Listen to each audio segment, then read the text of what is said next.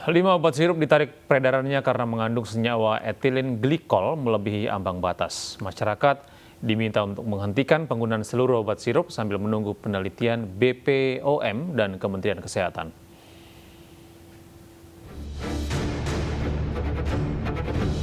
Badan Pengawas Obat dan Makanan mengungkap 5 obat sirup mengandung senyawa etilen glikol melebihi ambang batas. Namun, BPOM menyebut belum bisa menyimpulkan bahwa obat-obat ini sebagai penyebab gagal ginjal akut pada anak, sehingga masih butuh penelitian lebih lanjut. Kelima obat yang ditarik dari peredaran diantaranya obat penurun panas Thermorex sirup, obat batuk dan flu flurin DMP sirup, obat batuk dan flu Unibaby Cough sirup, obat penurun panas Unibaby, dan obat demam Unibaby Demam Drops. Menanggapi temuan ini, Ikatan Dokter Anak Indonesia meminta masyarakat menghentikan penggunaan seluruh obat dalam bentuk sirup. Yang pertama, bagi tenaga kesehatan dan rumah sakit.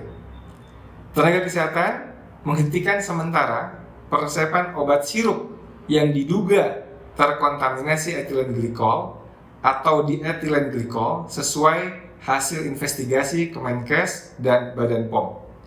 Kedua, bila memerlukan obat sirup khusus, misalnya obat anti epilepsi atau lainnya yang tidak dapat diganti sediaan lain, harap konsultasikan dengan dokter spesialis anak atau konsultan anak.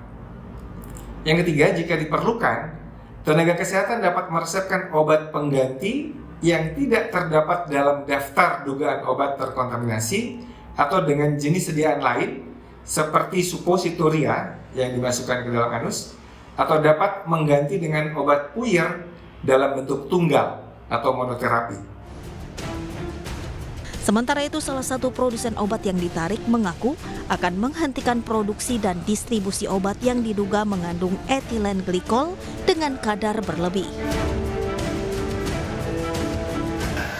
Di situ kami tentu mentaati dari isi surat itu untuk menghentikan produksi, dan segera kami sudah menyusun langkah-langkah untuk melakukan itu karena juga ada tenggang waktunya dari surat tersebut. Dan yang perlu diketahui bahwa itu hanya satu batch saja, yang batch tertentu yang harus ditarik.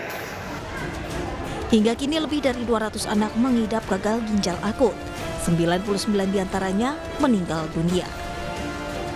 Tim Liputan iNews melaporkan.